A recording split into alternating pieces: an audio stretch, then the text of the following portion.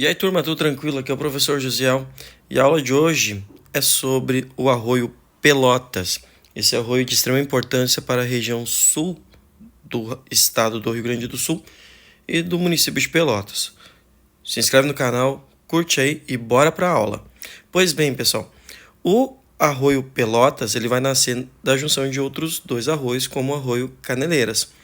A gente vai falar nessa aula sobre a geografia básica deste arroio e também a sua relação com os alagamentos no Rio Grande do Sul, que recentemente novas chuvas atingiram o estado gaúcho, principalmente a parte sul, afetando o município de Pelotas, por exemplo.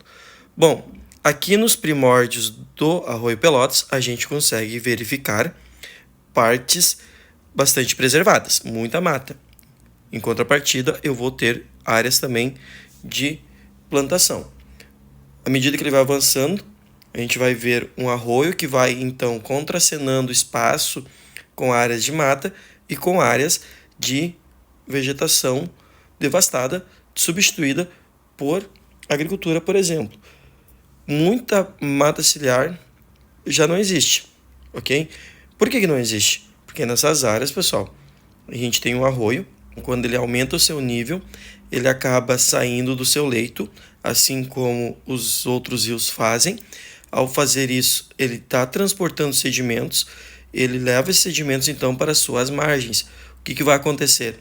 Esse solo vai ficar bastante fértil, o que vai ser muito bom para as práticas agrícolas, pois vai favorecer o crescimento dos alimentos cultivados, pode ser arroz, soja, milho, o que for. Então, no princípio, na primeira parte aqui do arroio, a gente vai perceber um arroio onde eu vou ter lá atrás bastante mata preservada, porém, à medida que a gente avança, a gente vê que fica bem restrita essa mata, parecendo uma mata de galeria em alguns pontos, quase nada de preservação e muita atividade rural. É uma área bastante ruralizada. Mais um arroio vem aqui desaguar então no arroio Pelotas, que é o arroio Quilombo. Então tem essa dinâmica, tá?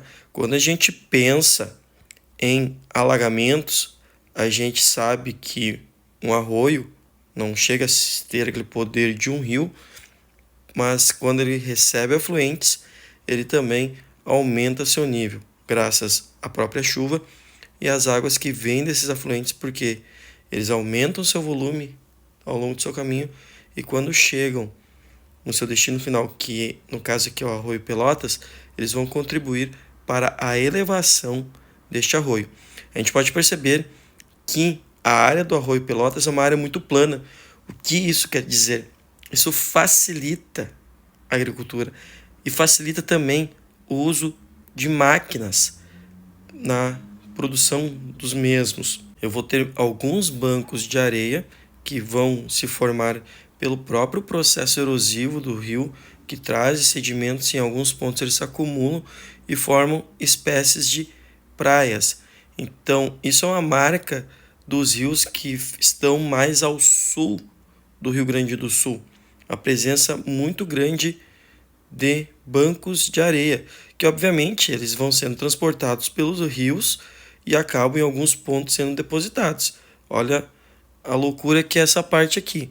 Aqui o arroio fica bem raso, a gente consegue ver os bancos de areia e em alguns pontos ele acaba criando canais, inclusive criando vegetação entre eles. É um ponto que provavelmente o rio inunda quando ele aumenta seu nível, no caso, o Arroio Pelotas.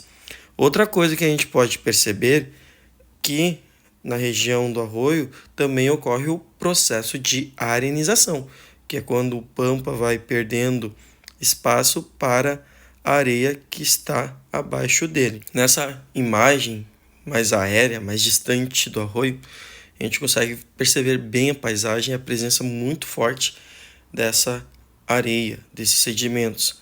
Depois disso, o arroio ele meio que se perde, ele meio que se esconde dentro da vegetação e ele vai aparecer mais adiante. Vejo que tem uma grande área preservada, ele vai aparecer mais adiante entre a vegetação nativa. Então, nesse ponto, a gente tem uma preservação bastante considerável mas, porém, delimitada pela questão rural novamente. O arroio Pelotas, quando ele sai do seu leito, ele causa problemas tanto na área rural quanto na área urbana do município de Pelotas. Nessa semana, no mês de setembro, choveu bastante no sul do Rio Grande do Sul. E o arroio Pelotas, no município de Pelotas, principalmente na área urbana, que é onde a gente está chegando, vejam, essas curvas que o arroio faz são o que a gente denomina de meandros. E o que a gente percebe? A gente vê urbanização literalmente nas margens, nas áreas de inundação, onde o rio ocupa quando ele sobe seu nível. E novamente, se eu vou ter urbanização numa área onde está o rio, o que vai acontecer?